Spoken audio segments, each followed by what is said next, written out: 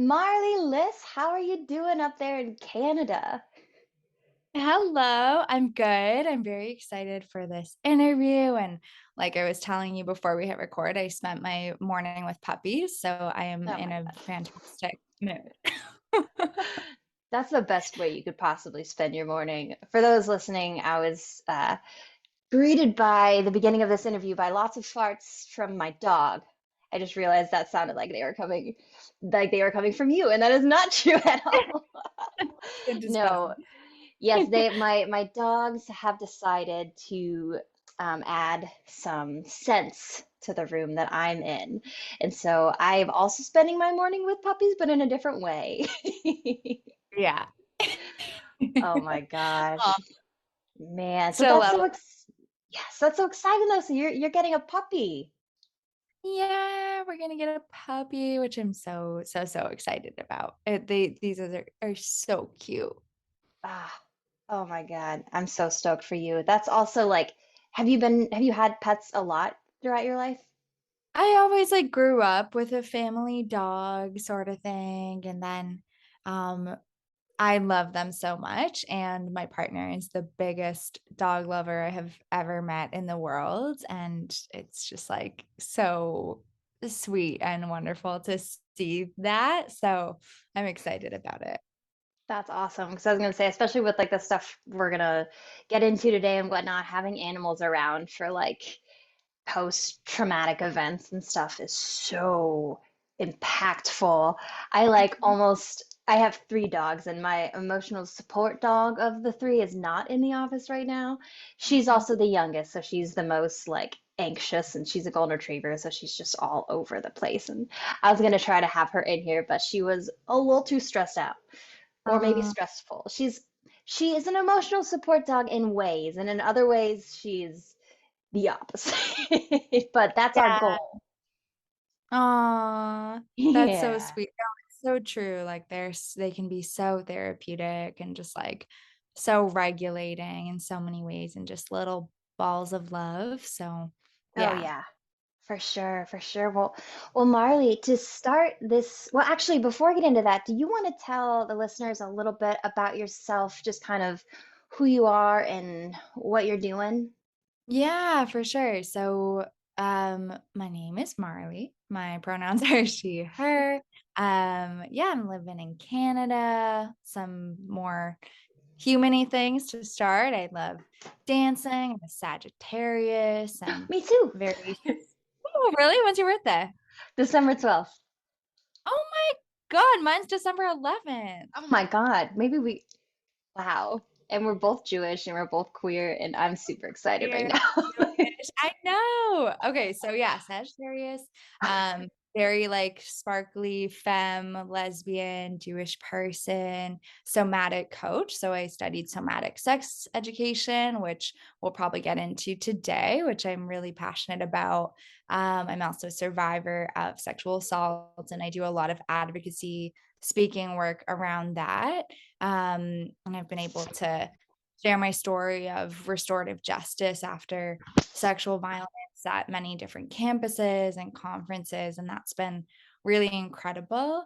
So yeah, it's been an adventure for me since sharing my own story of um, restorative justice with the media. It's kind of been this snowball of like a speaking career and advocacy work and connecting with survivors all over the world. And it's been so fulfilling and also a lot at times, but mostly really, really meaningful. So, Hmm. yeah, big adventures. That's awesome. That's very, very cool. Well, I'm super excited that one, we're both so many of the same things, and two, to just hear more about your story and how you got to where you are now, because you have just, oh my gosh, there are so many layers.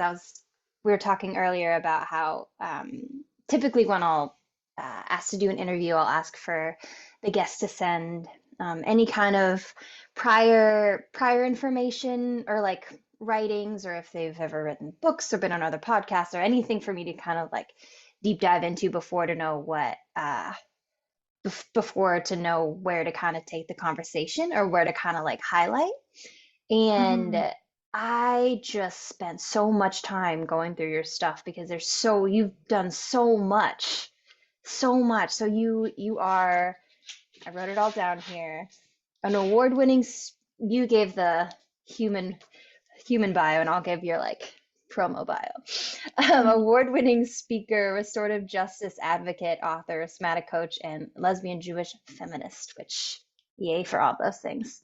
But it's just so cool. So I'm excited to hear about it. Also, side note, what's your Enneagram number? Because now I'm just curious if we're the same exact person. I don't know. I don't know. I know there's so many different things like that, and I know a lot of them, but I don't know that. Okay, well, if you ever decide to get into it, just send me a DM and let me know if you're a Okay. seven, because then we'll know Okay. for sure. Cut from the same chords and all that. Um, Yeah. yes, but anyway, Marlee, to start off the interview, will you describe the relationship that you have with your body today? I love that question a lot. Um, as for many of us, it's been a big journey. It's been a big journey with relationship to body. And it's interesting because, well, I'll give a little bit of background context. Like I studied social work after high school, and a major reason I chose that was because of how much I had struggled with disordered eating and the people around me had struggled with it, living in a objectification culture, which we all do, but also growing up in competitive dance and an aesthetic sport, it was really, Mm, really common for people to be struggling with that. And I definitely normalized like disordered eating and food and weight preoccupation growing up to a degree that I didn't even realize how much I was struggling until I eventually grew up and went to therapy and was like, whoa, that was a lot. Like a lot mm, of those behaviors were incredibly harmful towards my body. And yeah, it was very consuming for most of my life. Like if I look back on my journals in high school, because I actually have journals from grade 4 on, from 9 years old on. I have like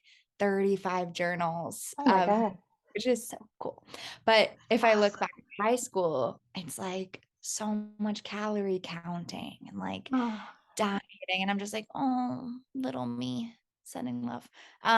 But yeah, so that was kind of my upbringing, and then that led me to study social work, and I did my practicum at Canada's, eating disorder prevention center, and that was amazing, and I learned a lot about that, and then went through sexual trauma and felt, again, this, like, huge severance between myself and my body. And I actually felt really mad at my body for a long time, felt like my body was against me, felt like all the trauma responses were working against me, didn't understand the functionality.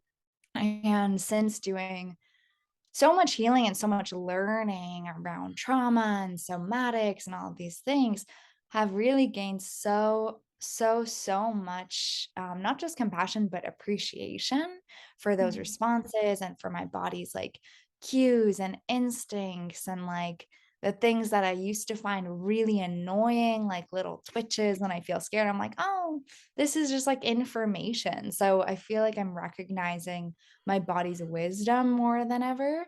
And I feel like I've finally really been doing the like intuitive eating thing and not obsessing. I feel like I've come so far with that. And in the past year, I'm like, wow, this is the least preoccupied I've ever been with body image and food and weight. And like, that is such a wonderful feeling.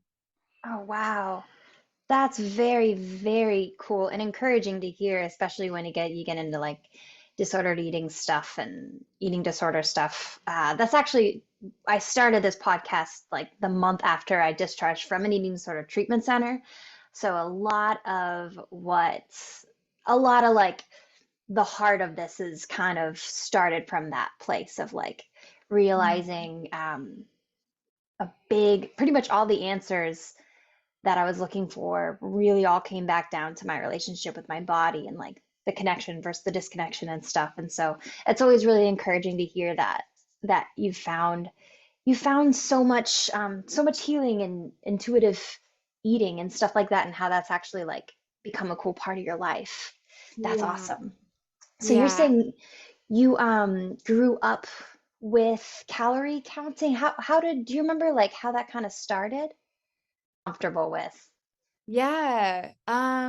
Oh my gosh, it was so huge growing up. I think like having studied the media and things since then, I'm just like, no, like of course everyone was struggling so Hmm. much with this. Um, and I think so like there's that context of like the way we're objectified and the diet weight loss industry profiting off of us so much and all that. But I definitely think for me it started really through like being in competitive dance and having teachers that would emphasize body image so much. I remember, oof, like so many horrible practices in the dance studio. We at one point for 1 year, we weren't allowed to wear shirts to dance class. We could only wear sports bras. And they would be like, stand in front of the mirror and just like look at your bodies Mm. and like, yeah, just kind of like Oh evaluate. God. Yeah, you want to be, yeah. And like a ballet teacher once told us we were like 10, and she was like, a really good thing to do is to wrap your body in saran wrap and run around because you'll like sweat out the food you ate more. And I remember like doing that with my friends at sleepovers when we were like 10, 11. So Oh my it was God. just this culture of like ridiculous emphasis on being thin specifically. Um, so yeah, I think that just set me up to really kind of spiral, like definitely in high school, just a lot of harmful behaviors. Like, I was like binging and purging and kind of, um, ping ponging between those things. And then like at one point I like ordered diet pills online, but again, like going Mhm. through high school, I never saw any of that as weird or problematic or a sign of struggle. I was just like, this is part of, being a girl in this culture. Like, I just didn't, it was so normalized. And I think of shows like Gossip Girl, where it's like quite chill that they have a character who has a full blown eating disorder. It's never really addressed as something to give care or, Mhm. Oh treatment to. yeah.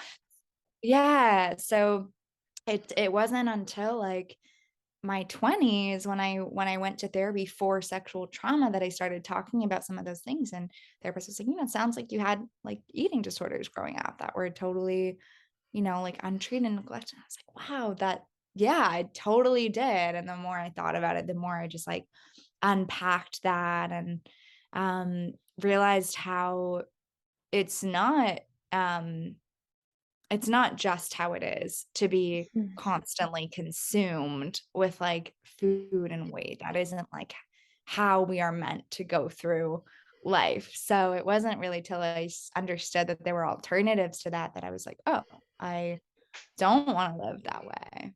Mhm. Wow. So the first time you really acknowledged that you had an eating disorder was in therapy after your assault, is what you're saying. Yeah, Wow. yeah. What was that? That must have felt overwhelming to be like, I am here to process this huge thing that just happened that is like completely debilitating, and now all of a sudden I had an eating disorder. Oh my gosh. That's I different. also, it was a wild time. I also realized that's also when I realized I was queer. At first I thought I was bi. Wow. Actually realized I was lesbian, but that's when I first was like, I'm not straight, like that. So it was a Oh my wild God. That's a big time in your life. My a God. lot. It was a lot at once. Yeah, for sure.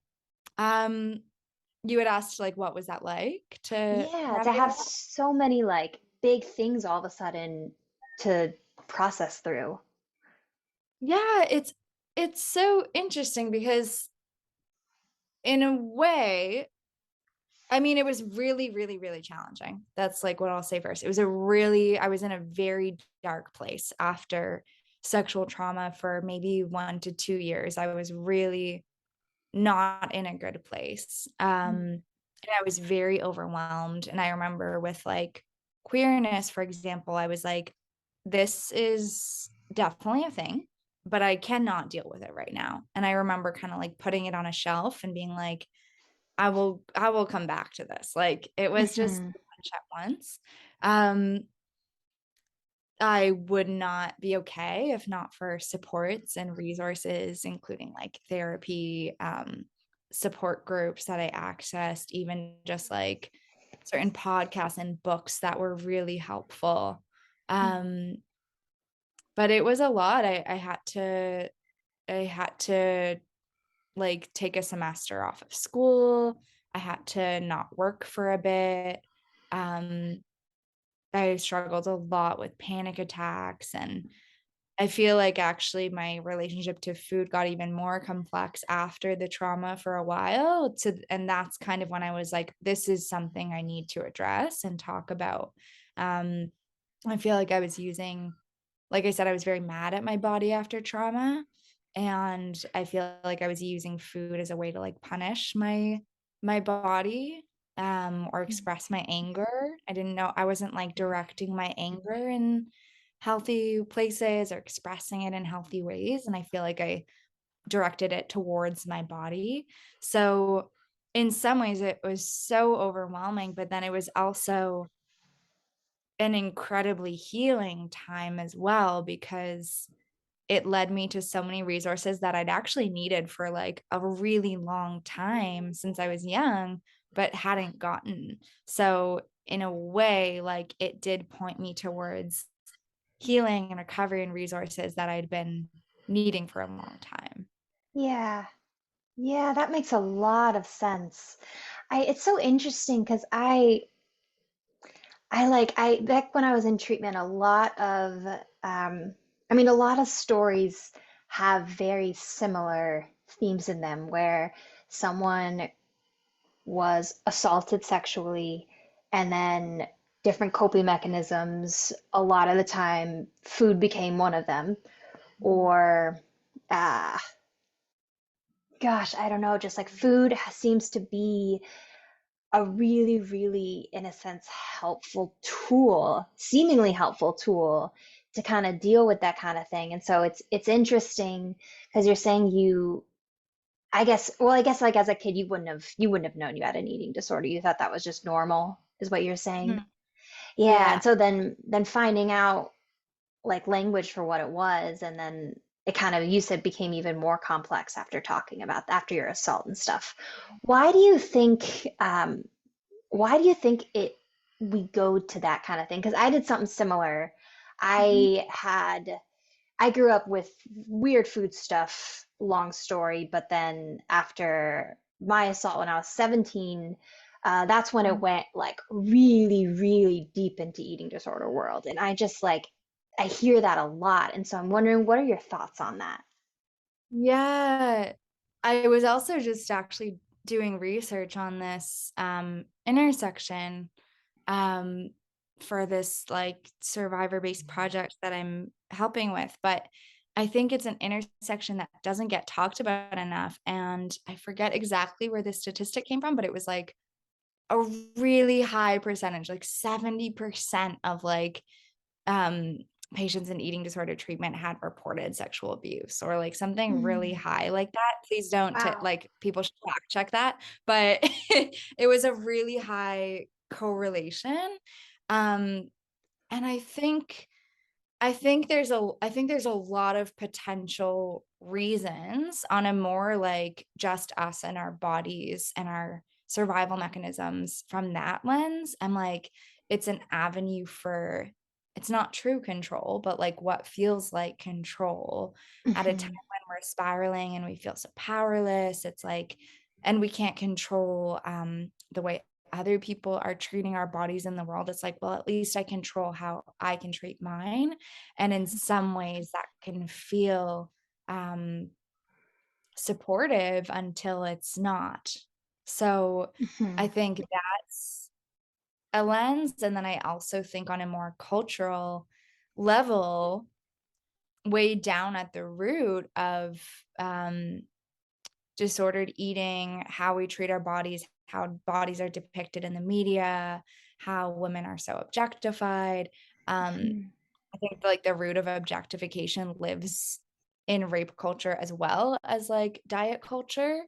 So it's like the way we've kind of made our bodies or the media's kind of made our bodies like commodities or like something just to look at, right? So I'm like, well, Mhm. that feels like the same, that feels like a part of rape culture to me. So it just feels so connected, and so complex in that way. Mhm. Does that make sense? Yeah. Oh, absolutely, absolutely. Especially when you talk about like the control aspect of it. And I just remember being like in my brain trying to find, I don't know, like when things got so loud, trying to like get what happened out of my head, I would just be like, okay, I'm just gonna go full force into being as super like quote healthy as I possibly can, which actually just meant like super into an eating disorder as I possibly can. And it just felt like this one thing I had. And I was Yeah. like, okay, but I could do this and then I can make myself look like this. And then it was kind of like a redirect, which, Yeah. I was just yeah. gonna say it's like a distraction or deflection because in terms of sexual trauma, I know for me, I was really devastated by like sexual assault as a whole. Like I was like, it felt so global and catastrophic to me. I was like, wow, like this is the commonness of it, like connecting with so many survivors. I was like, this is everywhere. Like it felt inescapable after trauma. I was like, it's in every movie, it's like everywhere I turn, kind of thing. I would like see little girls walk down the street and I would cry. I like it was Oh. so, I felt it everywhere. Um, and so that felt so incredibly out of my control that it was like breaking me in a way. And then something inside is like relieved by being like, oh, I'm going to turn my attention away from that and be like, none of that is actually the problem. The problem is my diet. And if I change that, I'll feel good, which is not true. Like, that's not a true statement, but that's kind of the deception that I think can get created. Like you're saying, it's like this redirective focus where you say, here's what is within my control, here's what isn't. Um, and of course, like none of that is actually real because bodies are determined by so many different things that might include like genetics and things that aren't necessarily in our control. Um, but it can give that kind of illusion for a bit. And then we end up hurting ourselves. So, yeah, it's such a complex topic. I'm glad we're talking about it because I remember struggling with this so much and being like, I just wish more people were talking about this. Like, I don't really know where to turn. Yeah, that makes a lot of sense. How do you feel like, or what are kind of your thoughts on that or actually, let me rephrase this. Are you open to talking kind of about just like bits about your coming out journey and whatnot? I love talking about gay things. Okay, yes, for all the gay things. Okay. Were you raised, I know that you're Jewish. Were you raised under like what was kind of the culture around being queer when you were growing up? Like what was kind of the vibe? Um, yeah, so I feel I feel very privileged in that my family is definitely quite progressive. We were definitely more reform, so like a liberal Mhm. version of Judaism. My yeah, my dad owned an art gallery growing up. He still owns it. So I had a decent amount of queer people around me because queerness and the art world are so merged, like they're so Mhm. merged together. So I did grow up with like queer representation and seeing my parents be like, these are our friends. And I'm like, okay, they're not judging them or anything like that. So I feel Mhm. very privileged in that sense. Um, I think though, growing at the same time, growing up in like a smaller Jewish suburb, Mhm. you get a lot, and this is specific to Judaism, but also just like compulsory heterosexuality in our world, like heterosexuality being kind of seen as the default in our world, there was a lot of like, have you met a nice Jewish boy? You could date Jacob down the street, like going to summer camp and having the girl cabin and the boy cabin and the period of day where everyone would be like, this is going to be my boyfriend. And I would like, I was always like, I didn't, I'm not someone who knew I was queer and like kind of hid it. I did not know. I did not know until I knew. Um, and like, I would just kind of focus. I was just like obsessed with dance. I was like, I don't have time for this. Like, I just am like, I'm here to dance. I want to grow up and be a dancer. Like, I don't have time to be distracted by boys. So I feel like that allowed me to not understand for a long time. I like hid behind that. Um, but yeah, I was still really scared, even though I knew my parents were accepting. I Mm, was so scared to eventually like come out as lesbian. I think just so much stigma around the word, so much stereotyping. I hated the word for a long time. I was like, the word lesbian is just like gross. I couldn't even like write it in my journal. I was like, so much shame around it. yeah. Um, so yeah, it was still a lot of unlearning. I do feel like in terms of Jewish identity, it was never what I experienced was it was never explicitly shamed. It was never seen as something bad, but it also just wasn't talked about or mentioned as like a viable option. Um, so I really never questioned it until I was like overwhelmed with questioning it. Mm, okay. Yeah. Yeah, that Yeah. makes sense. That makes sense. So I Yeah. was I'd be raised. like, what about you? Yeah. Yeah. I wasn't raised Jewish, so I was raised super conservative Christian. Oh, Um, yeah. And so I always knew I was Jewish because my dad, I think his like grandparents were Jewish immigrants from Poland or something like that. But I always yeah. knew I was like Jewish by blood, but never understood anything about the religious side of it or any of the traditions and stuff till the past few years, because I started really deconstructing and just getting really angry about Christianity when I was like 23 or 24, somewhere in there. And that's kind of when I started to get curious about Judaism because I, the one thing that really, really got my attention was I heard, I think it was a rabbi said that one of the differences between Judaism and Christianity is that in Judaism, the conversation starts at scripture, it doesn't end at scripture, where in Christianity, scripture is it, and then there's no conversation past that. And so that really got my attention, and I got super into it. But I don't know, like, I guess, like, I started getting into it around, because that's around the same time when I came out. And then Mhm. when I was like, I want to like sit down for coffee with you and just like swap life stories. Because I'm like, I wonder where we overlap. Yeah. Because that's around the time when I was first like realizing I had an eating disorder and was figuring out my sexuality, and then was like, oh, I'm also Jewish. Um, and so it was the idea of like that not being okay in a Jewish circle wasn't really in my mind at all, just because I grew up with like the Christian world of it very much not being okay.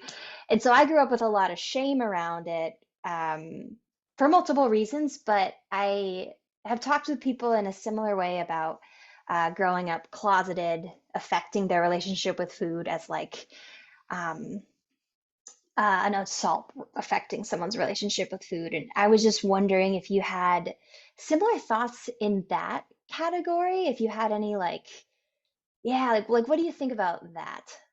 Yeah. I think that there is so much there.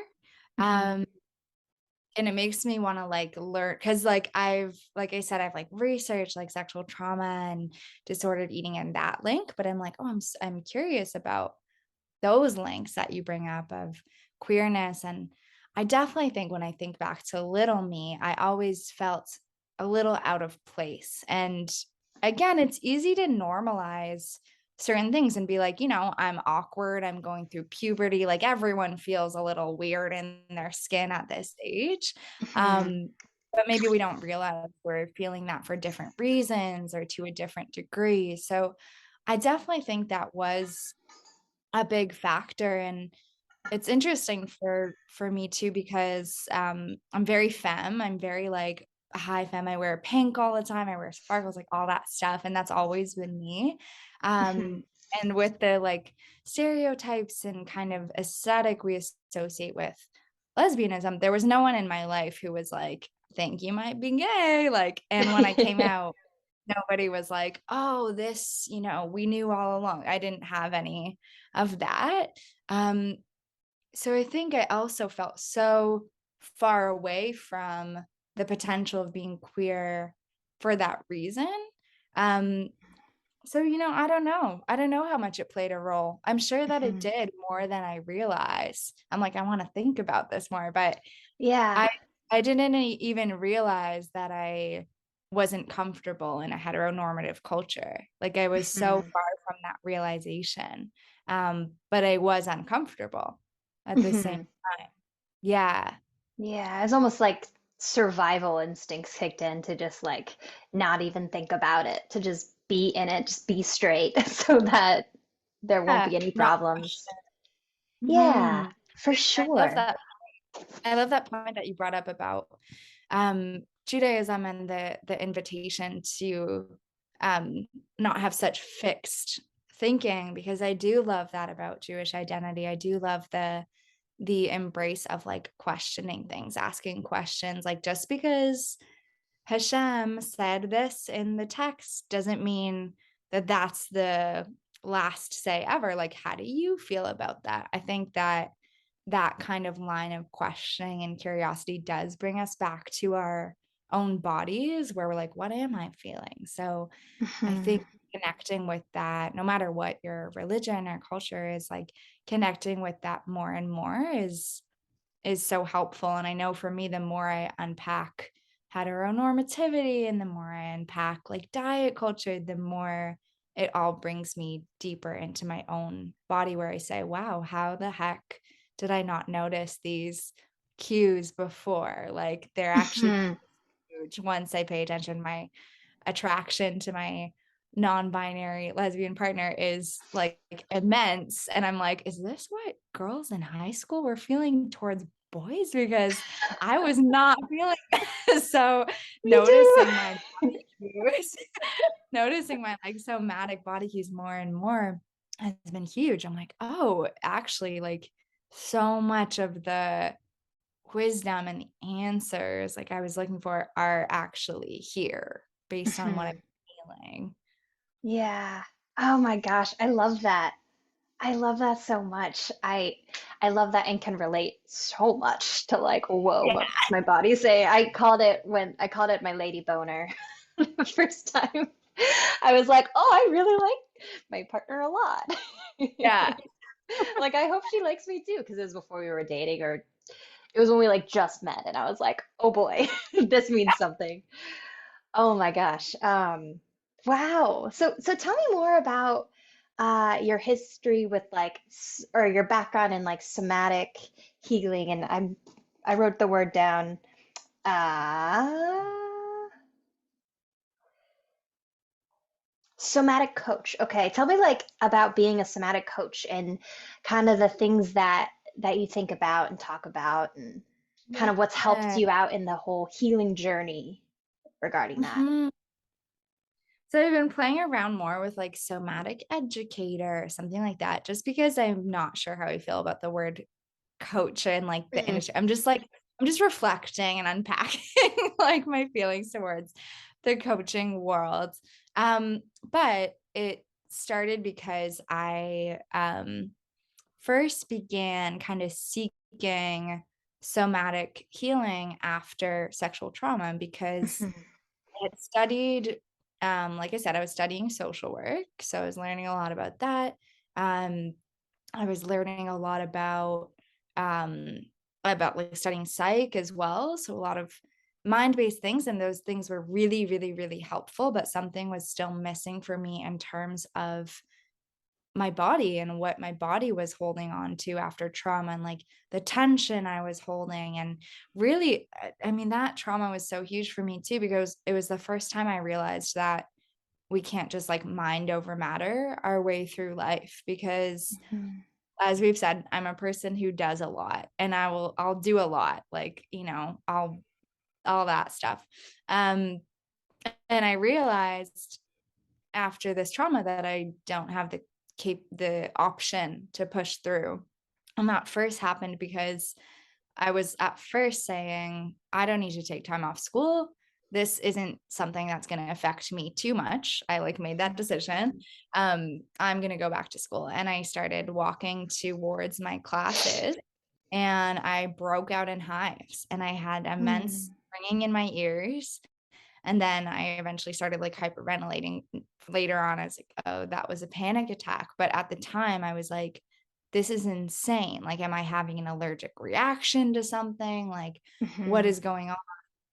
And I got to the school, and I walked in, and I like went to the counseling office, and they were like, you're having a panic attack. And I was like, no, I think I'm having an allergic reaction to something. And they're like, are you allergic to anything? And I was like, no, but there's no way this is emotional. Like, there's no way, it's too big, right? So Mhm. that kind of made me be like, holy shit, I it can be that big. The connection is that big. Like, our emotions and our body, are actually that connected. And that felt very scary at first, and now it feels very beautiful, and it feels very empowering. But in that moment, I was like, I do not know what to do with this." Yeah. Um, Also because dance really was my absolute magic growing up. Like, I emotionally processed so much of my life through dance without realizing that's what I was doing growing up. But I would Mm. like cry on stage, like doing dance. I would like move myself to tears on stage. Like, it was always such a cathartic thing for me. So I already really, really believed in like emotional processing through embodiment practices because of that background. I was like, absolutely. So I felt like dance was not completely accessible to me after trauma because I was still too mad at my body, like I said. Mhm. Um, but I did learn about, I forget how I did, but I learned about like the word somatic.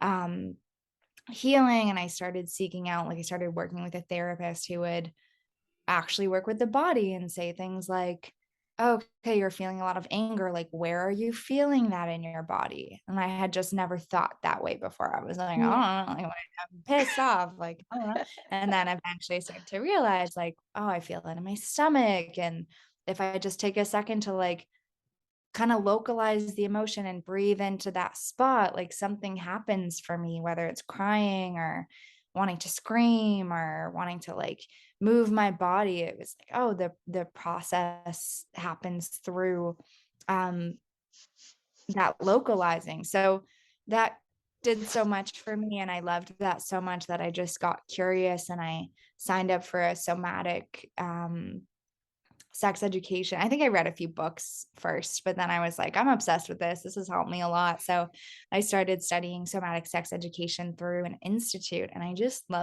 loved it so much. And another reason I loved it so much is because, like I said, I was studying social work, and I often found that it felt quite disempowering and important. So it was like this beautiful kind of activist lens of like, we need to give a shit about very real cultural barriers and like systemic oppression and like things that really do shape our life that are outside of us. It was like we Mhm. really need to pay attention to those things and challenge those things, which is 1,000% so important. What I hated about it was having people call the eating disorder helpline and saying, um, I'm so sorry that there's a really inadequate services around this. There's nothing we can do for you. Because I'm like, no, I feel like we need to, there has to be something though. So I didn't like that it was like, it felt, it felt like it was totally focused on culture, but almost ignored the body and the self. And then on the other end, I was really obsessed with self development as well. I was really obsessed with yoga as well, and I love meditation. yoga. And I love these practices so much, but I found the exact opposite where I said, how Mm. beautiful. We're focused on the body, we're focused on healing. This is so empowering. But often in those spaces, I was like, why aren't we acknowledging though that there is like, we're not all coming from the same place? There's like inequity. We can't all like manifest our way to like, you know, Yeah, yeah. whatever.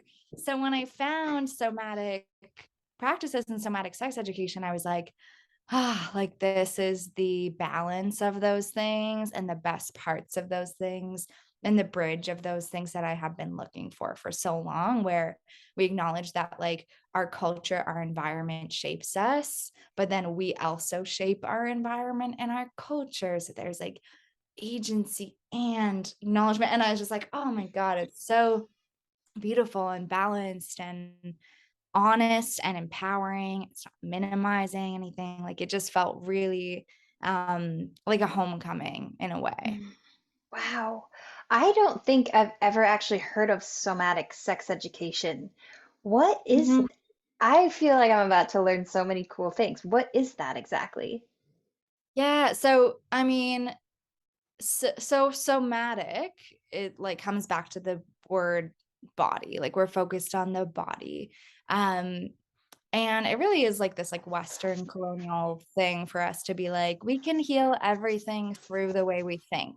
Like the mind is everything. Like, Mm. right? So somatic is bringing the body back into it. And then when we think about sex education, it's exactly that shift. So there's like intellectual sex education where we can have a conversation about sex education and like attraction, arousal, and messages we've received around like shame. And we can talk about like religious upbringing influencing sexual shame, right? And then it's a Mhm. different thing to say, um, you know, where do you feel like you're carrying that in your body? Like, do you Mm. feel shame?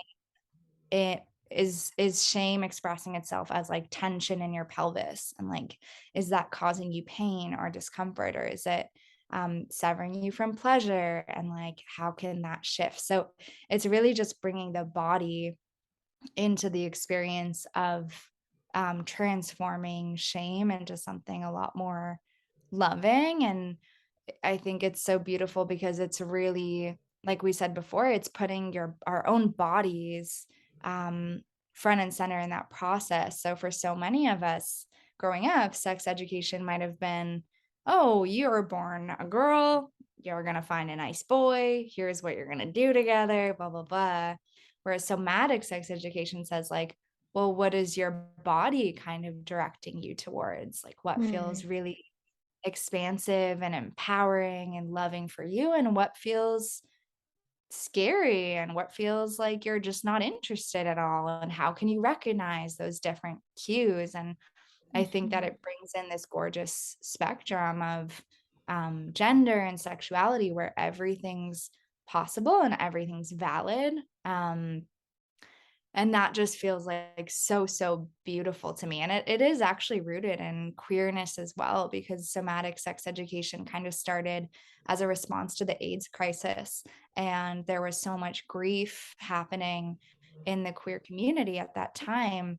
And someone said, you know, we need a space to um, celebrate and connect with our pleasure together. And like that is a huge aspect of our healing, is connecting with our pleasure and connecting with our bodies and feeling safe and present in the moment.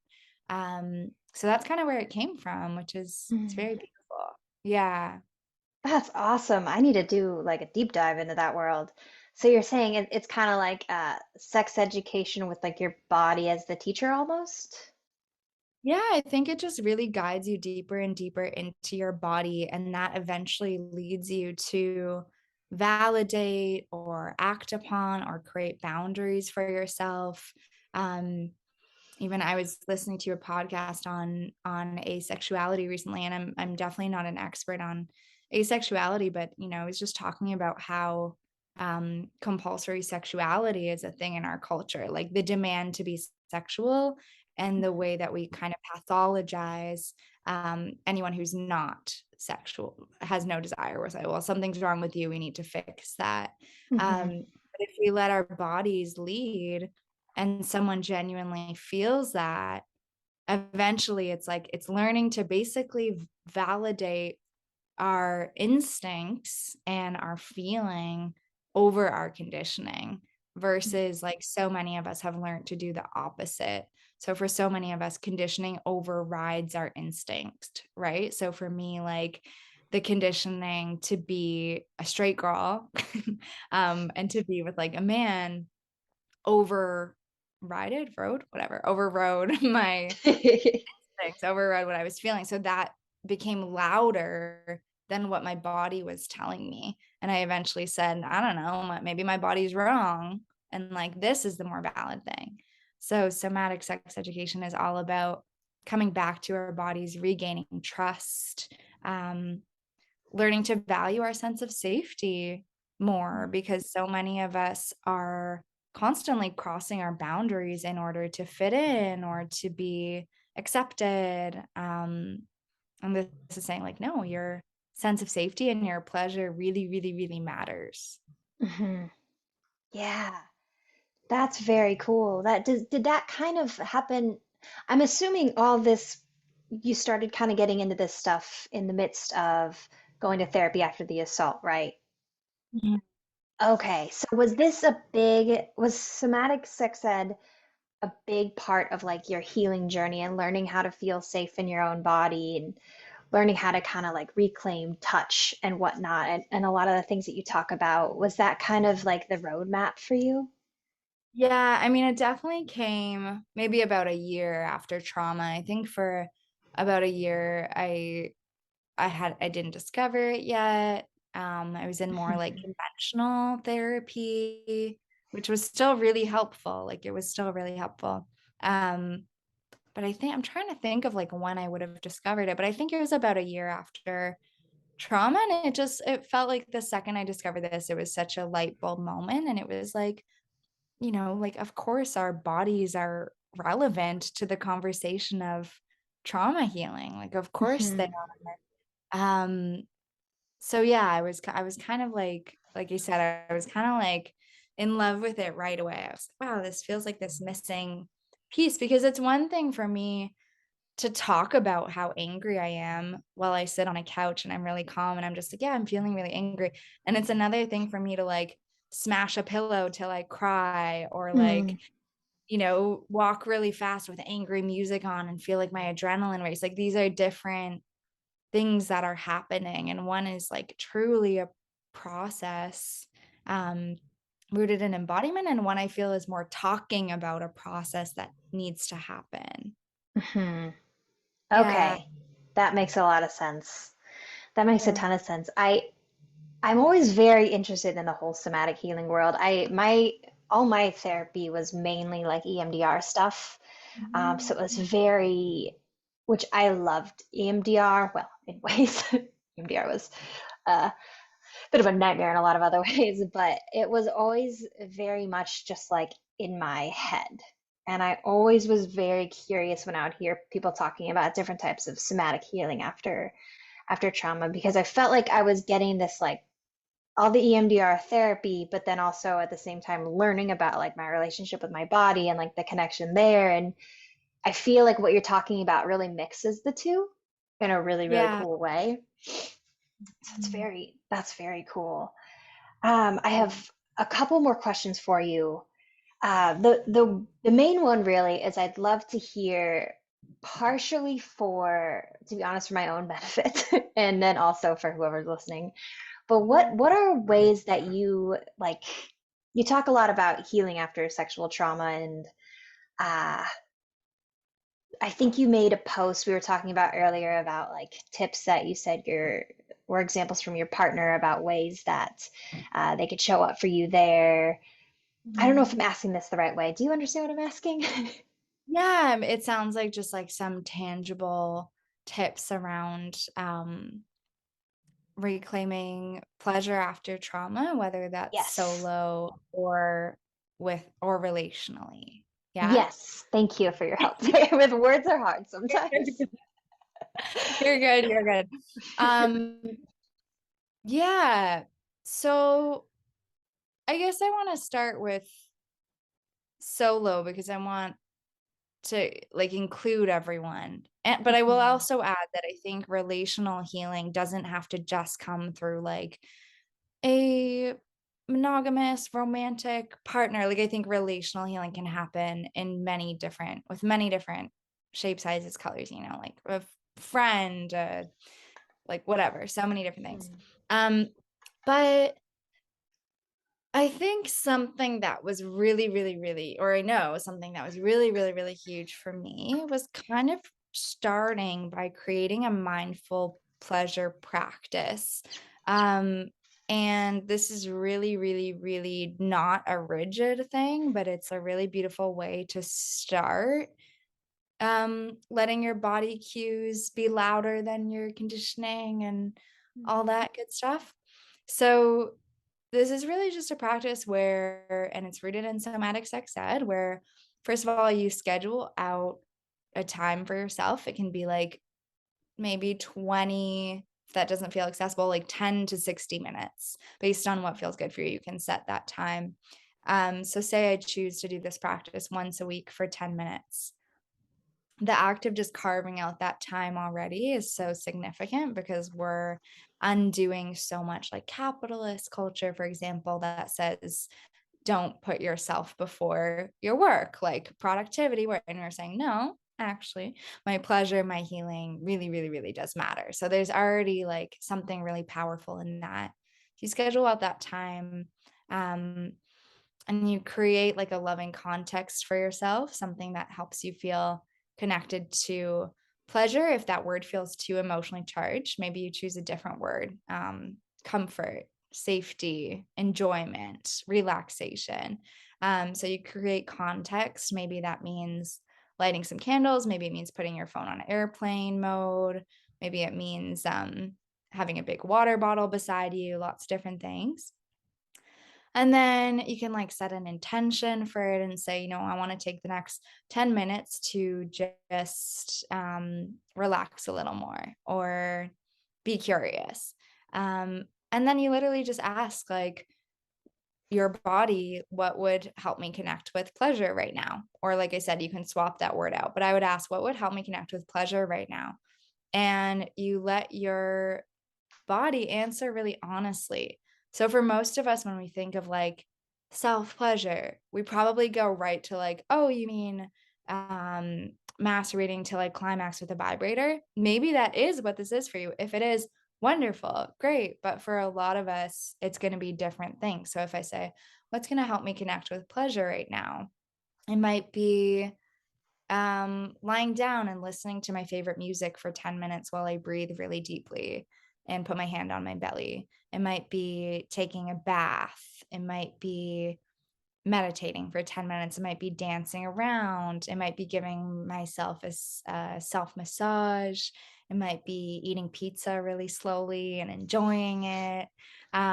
It's really just the act of asking your body and listening, which is a huge opportunity for us to reclaim consent, reclaim our knowing that we have a right to boundaries and desires because we are in charge in this role. If we need to stop, we stop. If we need to slow down, we slow down.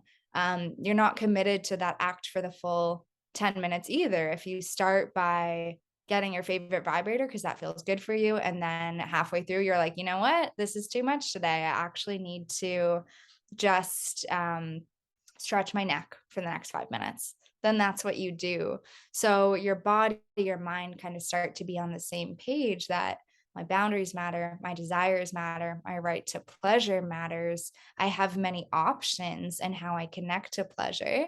And something that's really key to that is kind of staying within your learning zone, which means you're expanding your comfort zone. It might feel a little bit edgy, but you're also honoring your limits. So you're not pushing yourself to a point of panic. You're remembering this is about my pleasure.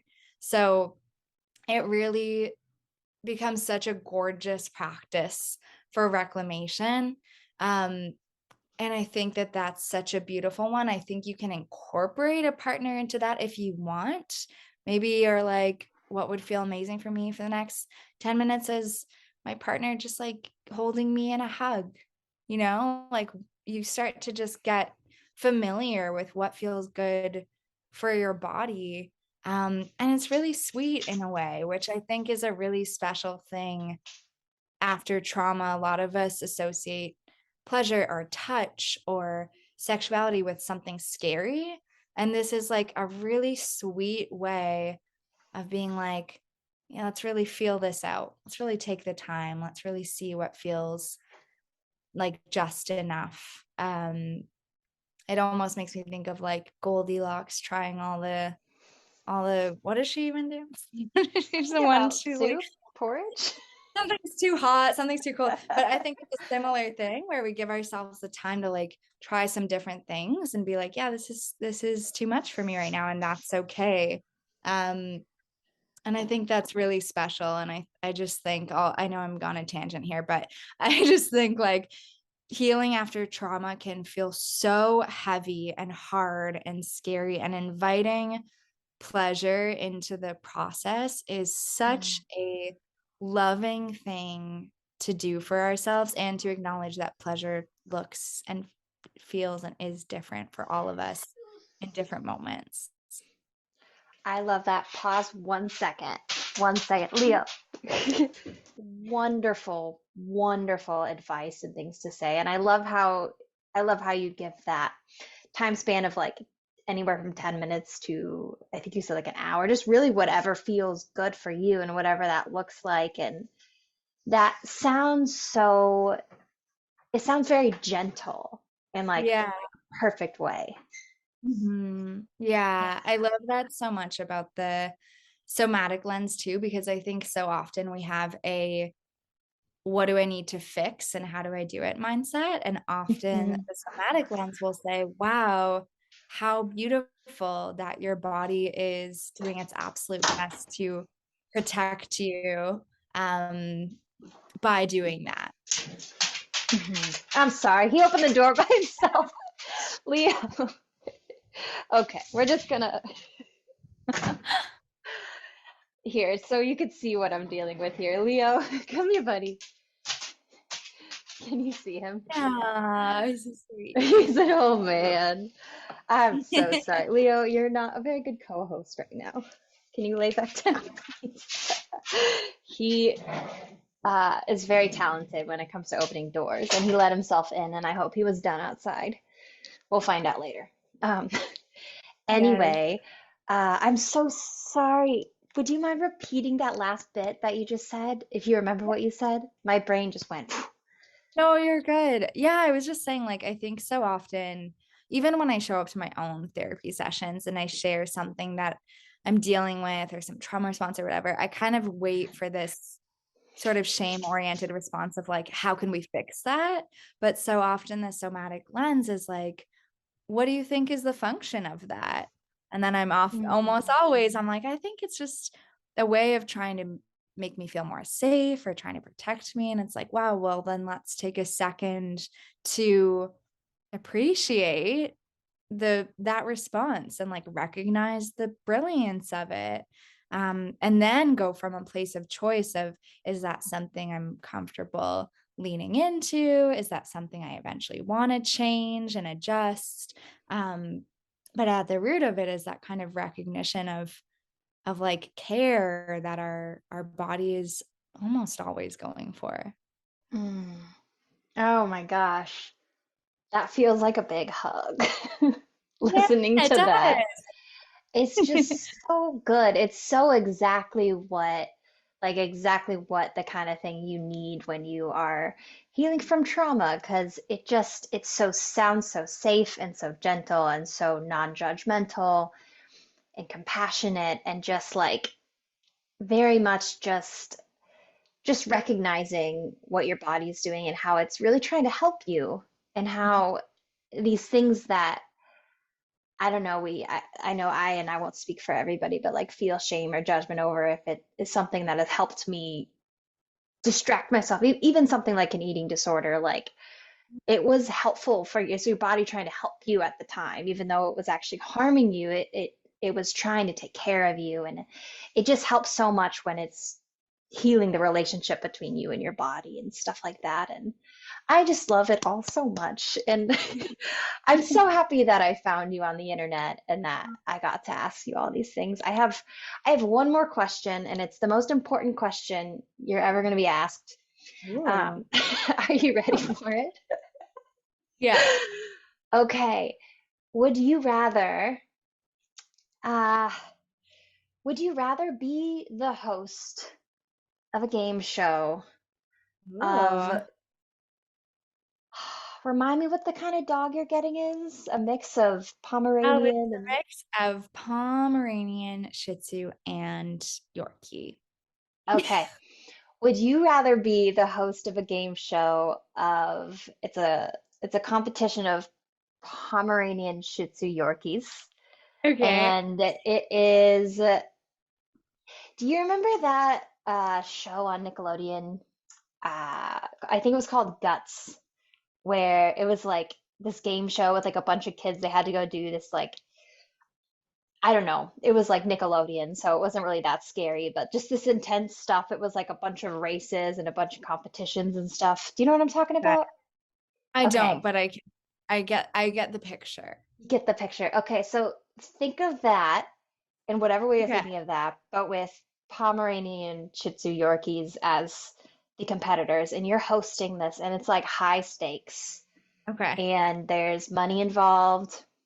Whoever wins like a lot, like a big gift card to Petco, and it's just like a really big deal. Would you rather host that game show, Mhm. or would you rather be a tour manager for a band that I'm thinking of this as I'm saying it, if that's not clear. Um, a band of singing kangaroos. Now, these kangaroos are very human-like. Like, I don't know how you instantly just thought of us like a singing kangaroo, but it's like it's speaking English, it's got attitude. It doesn't Okay. really care that it's a kangaroo, like it's part of society. Yeah. It's pretty cool that you're tour managing them because like who's ever done that before? But at the same time, like they're not very nice. They're kind of bitchy. They're very No, it's demanding. I know it's the first one already for sure. The first one, I just know it's the first one. Even I get told a lot that I could be like a children's show host because I'm very like, hi, like welcome. yeah. And so I just feel like I'd really thrive at like hosting a show for all these like adorable creatures. I'd be like, welcome back. Like here we have little blah blah blah. I just feel like I'd Oh do my great. God. Whereas like tour manager, I feel like I feel like it's very like I don't say this in a mean way to myself. It feels a little too cool for me. And it's not Mm. because I don't think I'm cool. It's just like one feels very warm and one feels very cool. And I vibe with the warm one more. That's a really good explanation for that, answering that question. And that makes a lot of sense just from this hour or so that we've been chatting. I'm like, I definitely can see that 1,000,000%.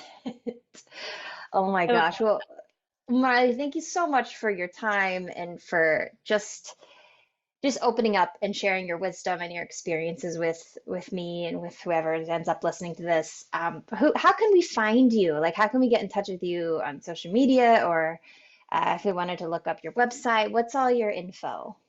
Yeah. Can I also like plug myself a bit?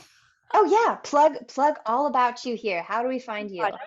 Yeah. Okay. So definitely where I post the most and where I really love to hear from people. Like I always remind people on podcasts, I'm a human and I really enjoy getting messages of people being like, I just listened to this interview. It makes me very happy. So that would be on Instagram. And my Instagram is Marlee Liss. So it's MarleeLiss. And I do post a lot of resources and tips, especially related to what we're talking about today. So check that out. And then websites also marleeliss.com. A huge focus for me right now is speaking. So if people are on campuses, you feel like your campus would benefit from this or involved in conferences, like please reach out as well. If you go to my Instagram link in bio, you'll find everything. But I wanted to mention as well that my friend Eva Bloom and I have co-founded a 2S LGBTQIA plus virtual community called Comphet Club, and it's really wonderful. It's quite accessible, I would say. It has a 24/7 Discord community and monthly guided Zoom calls, and it's so lovely. So whether you're queer or questioning as well, you're so welcome, and it's super beautiful. So all the things I just said in my Instagram link in bio. So that's really the spot to find all the things. Okay, that's incredible. I will put all of that info in the description box below for any of you listening to this. Definitely go check all of this stuff out. I am super stoked about. I'm super extroverted, so I feel like my battery just charged a lot. So I'm like, all right, let's Yeah. go plug it. I love it. But seriously, thank you so much for your time and for everything that you do. Um, Sorry, hold on. I can never. Oh, there it is. Okay. Thank you so much for your time and everything that you do. If you're ever in St. Louis, Missouri, come Yes. say hey. We'll sit I down and we'll eat. Ooh, let's eat latkes because I've been craving them ever since Hanukkah ended. Okay. We'll And do same that. for you if you're ever in Toronto.